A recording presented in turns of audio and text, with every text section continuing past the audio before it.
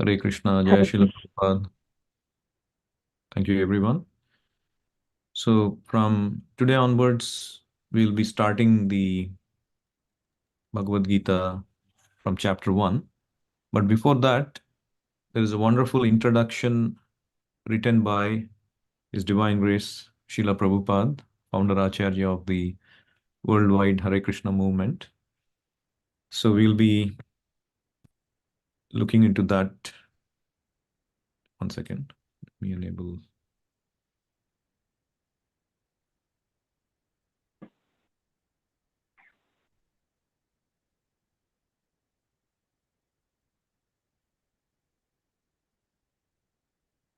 So, we'll be looking into the introduction given by Srila Prabhupada.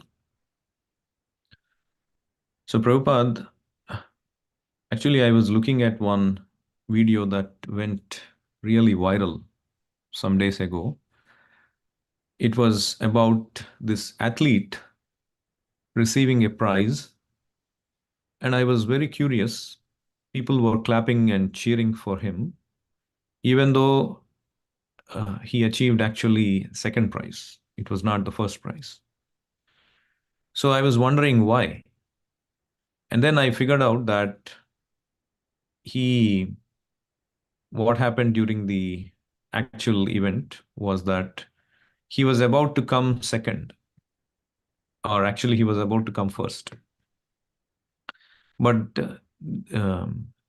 this why he came first was because this person who was actually before him, he fell down. So he was actually leading. Another person was leading, and he fell down. And as a result, this person was about to get first, so he stopped. And he stopped and he went back and he picked him up and made that person as the first. So as you can see, because of that, the people became very appreciative of this person. And then they were clapping him and cheering for him because he was upholding the spirit of the game. So Srila Prabhupada starts off the introduction to Bhagavad Gita by mentioning how one has to read the spirit of the game, or spirit of Bhagavad Gita. What should be the spirit of Bhagavad Gita?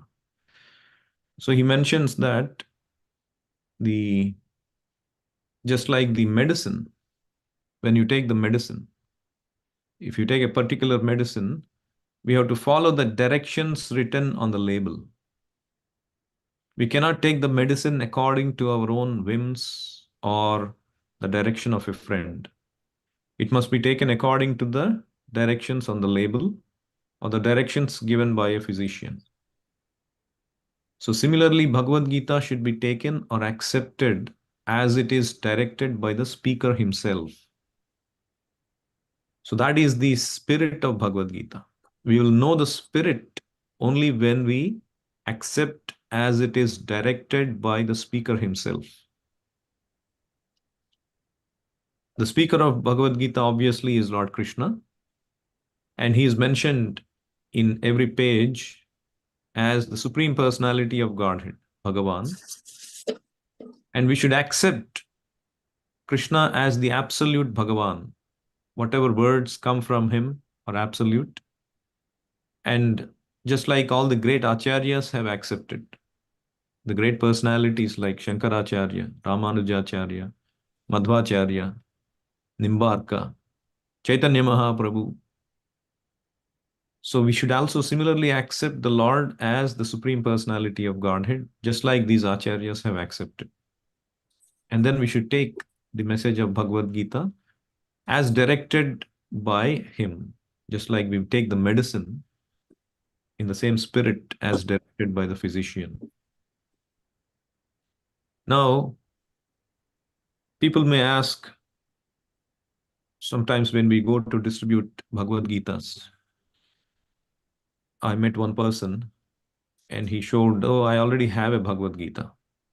And he came and he brought a Bhagavad Gita and showed it to me. And then I was telling him, oh, it's good that you have a Bhagavad Gita. You seem to be a very pious person. But I showed him the Bhagavad Gita that I had, And I explained him it was Bhagavad Gita as it is.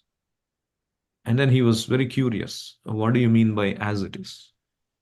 And then I was telling him the importance of the disciplic succession. Like there are many editions of Bhagavad Gita throughout the world, hundreds of editions. I came across one Bhagavad Gita which basically tells it's commentated by a physician. He basically tells the Bhagavad Gita is allegory, it's not a reality. It is it's like this Kurukshetra is considered to be like your body, and the you have to fight the evil elements in the body by good elements. The Pandavas are considered the good elements, and the Kauravas are considered the evil elements. And Krishna is like the doctor who directs how to cure this body, something like this. And some great personality, he tried to take out the message of non-violence from Bhagavad Gita. Whereas, if you see Bhagavad Gita, Krishna is urging Arjuna to fight, even though it's a dharmic fight. But Krishna never asked Arjuna to sit idle and take to non-violence, because that was the duty of Arjuna as a Kshatriya to fight. So you can see different people take different messages from Bhagavad Gita. There was one great drama writer during Prabhupada's days, I believe even earlier, Mr. P.L. Roy from Bengal. So he has written a book called Shah Jahan. As we know, Shah Jahan is the father of Aurangzeb. So, and then he read that book, Mr. P.L. Roy, and the book was completely about the atrocious activities of Aurangzeb, how he was massacring people and how he was causing all kinds of troubles and pain to Shah Jahan, and he was even imprisoning his own brother and his family members, and he was doing so many atrocities. And then P.L. Roy got a doubt, and the P.L. Roy's friend, he had a doubt when he was reading this book. And then he went to P.L. Roy and said, "So, my dear friend, I had a question. So, you wrote this book, all right, Shah Jahan, but this book is full of activities of Aurangzeb. But I didn't understand why you named it as Shah Jahan." And this P.L. Roy said, he said, "The point is, I wanted to highlight the pain Shah Jahan felt through these activities, how much it pained him. The central hero, therefore, is Shah Jahan, not Aurangzeb." So his message was that Shah Jahan's pain need to be highlighted, not Aurangzeb's activities. So as you can see, the intent of the author can be known only by the author. So this is the principle of disciplic succession. What Krishna wanted to convey can be known, can be understood only when Krishna reveals. We cannot understand by our own imperfect interpretation. These the different gurus. I saw one video of a popular guru who says, "Oh, I don't read Bhagavad Gita. I don't need to read Bhagavad Gita. I know everything. I figured out everything." He's a self-made guru. He does not come in disciplic succession. Disciplic succession means, just like Krishna gave Bhagavad Gita, Krishna knows what is the message he wanted to give, and he passes down that message to the person he wants to convey the message to the next person. So like that, the disciplic succession continues. And one who receives, one who gets authorized to propagate the message is a bona fide guru in the disciplic succession. And Krishna himself gives this, it's not that, oh, we are making this up. Krishna himself mentions the importance of this principle in Bhagavad Gita, in the fourth chapter. Imam vivasvate yogam proktavan aham avyayam vivasvan manave praha manur ikshvakave bravit. So Krishna says, oh Arjuna, this knowledge that I am giving you is not a new knowledge. It's been going on in parampara from a long, long time. I've earlier given this knowledge to Vivaswan, the sun god. Vivaswan gave it to his son Manu, and Manu gave it to Ikshvaku. In this way, evam parampara praptam. In parampara, this knowledge has been received, and particularly by these Rajarshis, the kings who are also considered saintly, they were the propagators of this knowledge. And but sakale neha, but in due course of time, mahato yogaha nashtaha. This became nashta. This became vanquished. So therefore, adya sa evayam maya tedya yogaha proktaha puratanaha.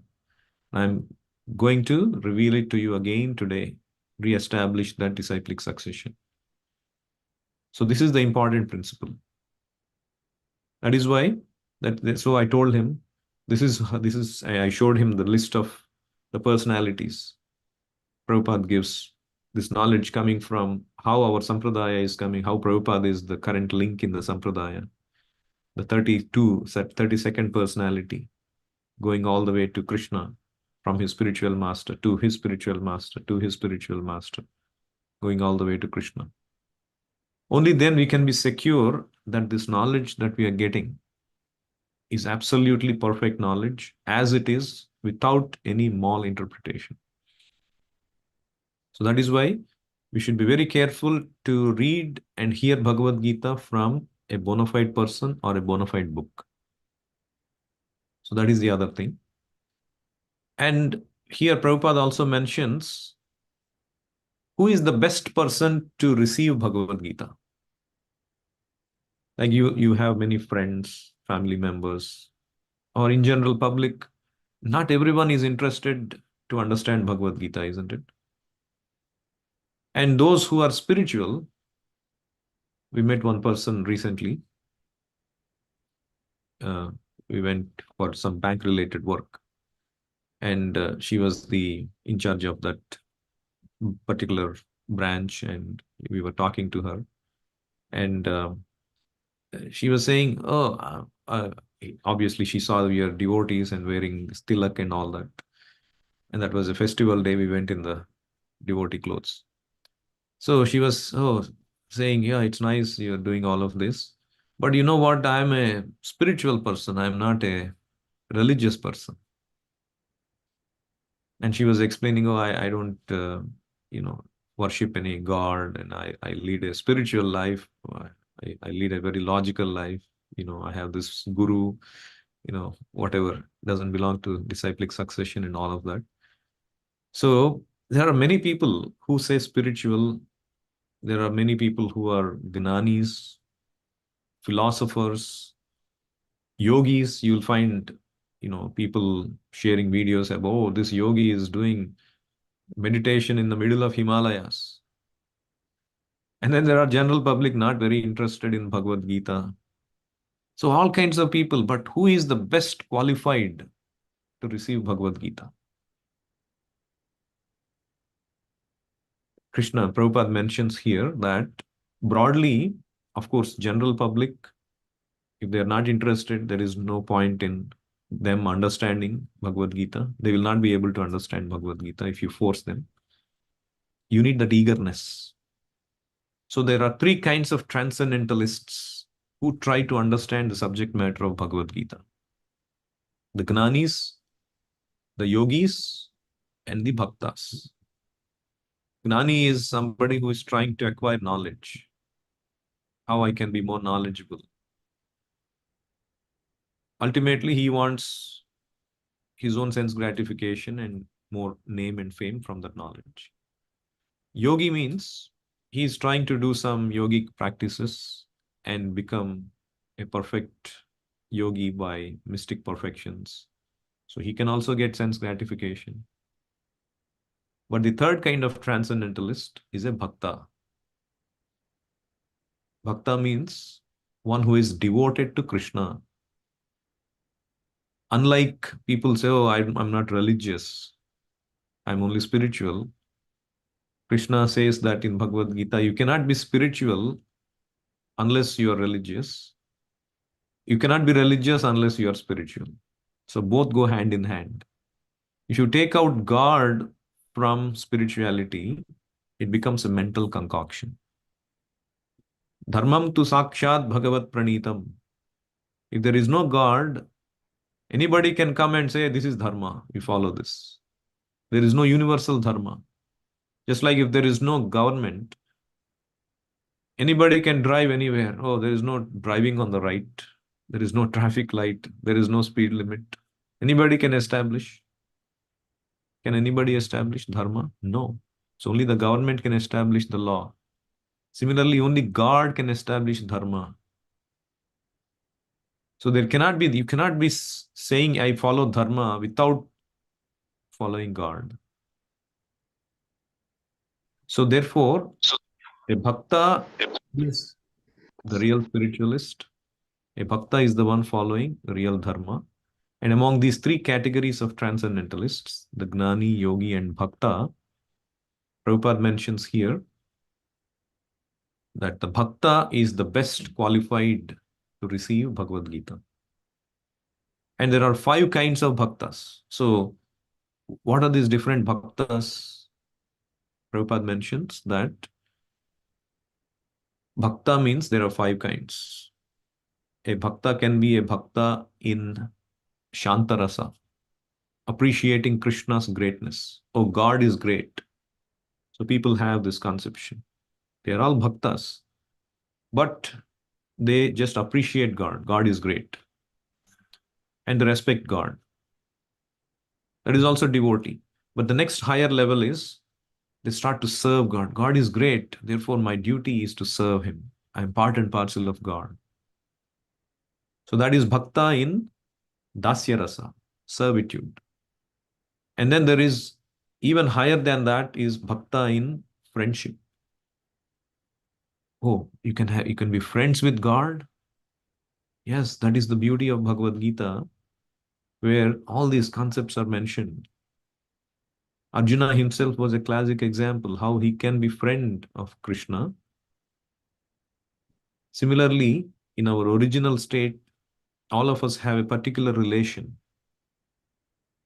We have particular relation like we can be a devotee in Shantarasa, like how the grass is giving service to Krishna, the flute is giving service to Krishna, the simhasan, the chair is giving service to Krishna. That is Shantarasa. Then there is Dasya Rasa, how these cowherd boys are giving service to Krishna. There are some friends of Krishna, like Arjuna, and special cowherd boys, very intimate friends. And then the next higher level is service to Krishna in parenthood, Vatsalya Rasa. And even higher than that is conjugal Rasa, Madhurya Rasa, loving Krishna as a lover. So all these, of course, one needs qualification to understand the intricacies of all these rasas. But the point is that the devotee can be in one of these rasas, and we will understand this Swarupa Siddhi, the perfection of our constitutional position, as we go serving Krishna. Currently, we are in forgetfulness of Krishna. Just like a person, Prabhupada gives this very powerful example. One of the wonderful modern inventions is this alarm, isn't it? Of course, even though people may not use it, or people, even though they may use it, they may not wake up. But the point is that alarm definitely disturbs your sleep. You come back from sleep to reality, or you understand that you need to get up. Why? Because even though we are in the dream, we are in the forgetfulness of the reality, our ears are very active. The moment there is a sound, your ears absorb that sound and you awaken your consciousness. So, like that, this hearing about Krishna serves like that alarm. We are currently in that forgetfulness. The Shastra also gives the example Pishachi paile jana mati channa hoy. Just like you may go to this mental institution where maybe your relative is there, and then you go there, and that person starts to abuse you. He cannot recognize you. So this is the position. So we are all covered by Maya, Maya grasta jivera. And the process of Krishna consciousness, by hearing about Krishna, particularly by chanting this holy name, Hare Krishna, Krishna Krishna, Hare Hare, Hare Rama, Rama Rama, Hare Hare. It is like that alarm. We are right now in the sleeping stage. And by hearing that alarm, Prabhupada also likens this process to, like, I don't know, now they do that in India, but we used to do that. I'm sure many of you used to do that. So we used to drive these cars, and suddenly the car would stop. And then the driver said, no, no, don't worry. You just get down and push the car. And then he starts the engine, and then suddenly it starts to move. You're pushing, pushing, and people come and let's move, who push the car. And you keep pushing, pushing, again, the car starts to drive and it's on its own. And yeah, then you get in and go. So, like that, right now we are in that stopped stage. Even though we are supposed to be moving smoothly, our constitutional position is that of a devotee of Krishna in one of these rasas. We have forgotten about it. And we are being very sluggish, or we have come to a halt. But by the process of devotional service, sadhana bhakti, it is like that pushing process. Why pushing? Because naturally we are not attracted to devotional service. We want sense gratification. So by pushing, pushing, by accepting the vows, now I have to chant. Now I have to hear Bhagavad Gita. Take a vow.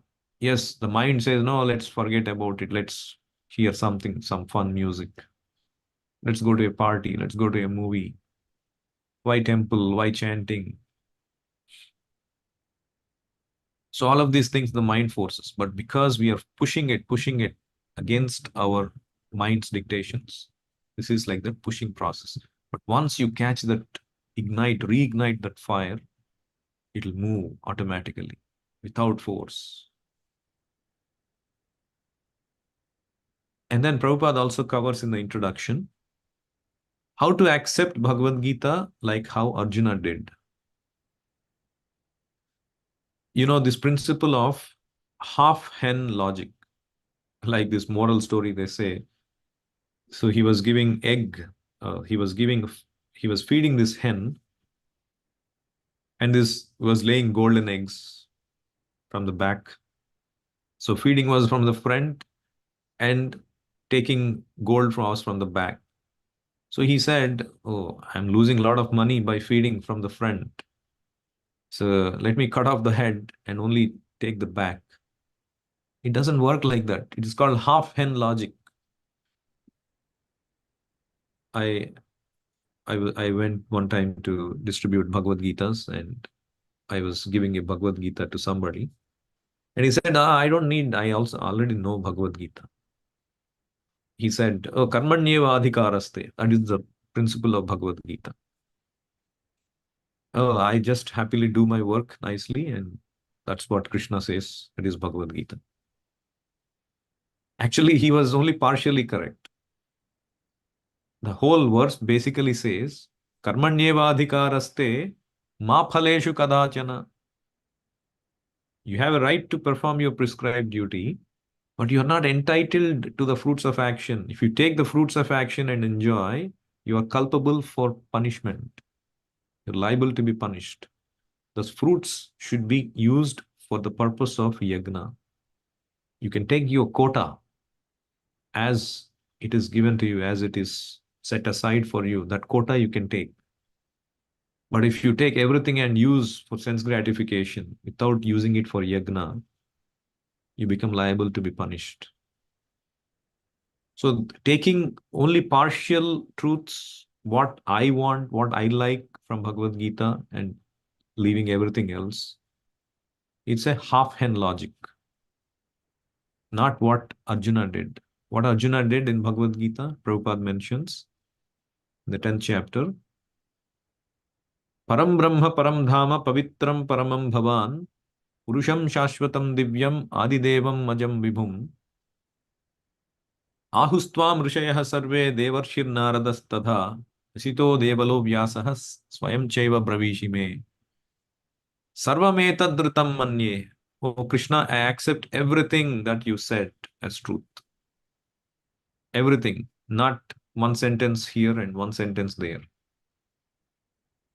So that's how we should accept Bhagavad Gita, like Arjuna. Whether I may like it or not, the doctor will say, this is your disease. This is what you need to do. I should accept it, whether I like it or not, because that's what is going to cure me. And the final concept for today, Prabhupada mentions in the introduction, is the purpose of Bhagavad Gita. What is the purpose? Purpose is, what we should understand is, everybody in this world, whether they admit or not, they are in anxiety. There is this man who came to temple, and he usually is very jolly and happy and all that. And I asked him what happened. He was very morose. I asked him what happened. And he said, oh, one of my close relatives, he died. I said, I felt very sorry for him. And I said, sorry to hear that and how it happened. And he said, that person committed suicide. And I was obviously shocked. And he said, I couldn't have felt really bad. Of course, people do commit suicides. But this person was very active, very happy, very jolly. And just like that, all of a sudden, I cannot digest suddenly how it happened. Why he did this, nobody knew. So like that, there are several examples you can find in day-to-day life. Suddenly, why people commit suicides? Not just suicide, people are in so much anxiety. Right from a bird, when we go for a walk, this bird is eating something, and suddenly when we go nearby, it flies away. It's scared for life. Everybody is scared. Everybody is anxious for their food, for some problem. The kids are anxious for their studies, for the grades. The adults are anxious for the kids, for their own careers, for livelihood. The elders are anxious for their health, for what will happen when they are alone, when they are old. Everybody is anxious in this world. So therefore, here Prabhupada mentions, every man is in difficulty in so many ways. So Arjuna also was in difficulty, and Arjuna surrendered to Krishna. Consequently, he heard Bhagavad Gita, and then he was freed from that anxiety because he moved that platform of non-existence, that asat, this bodily understanding, to that of spiritual understanding. And then he was freed from that anxiety. So the purpose of Bhagavad Gita is to deliver mankind from the nations of material existence. That is the purpose of Bhagavad Gita. So today we learned the spirit with what we should read Bhagavad Gita, the principle of disciplic succession, and who is the best qualified, who is the best of these three transcendentalists, who is best qualified to receive Bhagavad Gita, the 5 kinds of devotees, and how to accept Bhagavad Gita completely like Arjuna, and what is the purpose of Bhagavad Gita. So I'll stop here today. Anyone has any other questions or comments?